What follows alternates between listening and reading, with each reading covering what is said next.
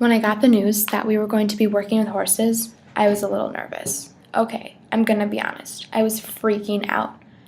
I've always had a fear of horses, and working with them was definitely not my number one choice. Even though my grandpa has a horse farm, I was never one to be willing to go riding when we went over to my grandpa's house. And even when I went to a horse camp with a friend, I had an absolutely unsatisfying time. I haven't even had a traumatic experience with horses.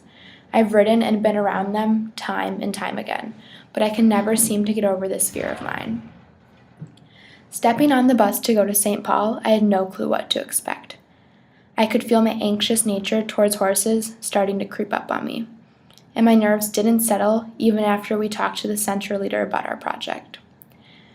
I knew at some point she was going to take us to the horse pasture, and we were going to have to be close to the horses.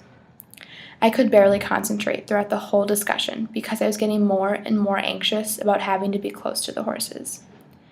But I told everybody in my group that I was going to be fine, so I grinned and bore it.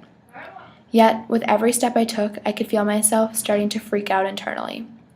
I did not want to be around these beasts that could mutilate me on a whim. To me, horses are big, strong animals that can kill with one swift kick. As Kelly was showing us what we would be doing in the paddock, I became trapped between two of the horses. I felt claustrophobic and very unsafe.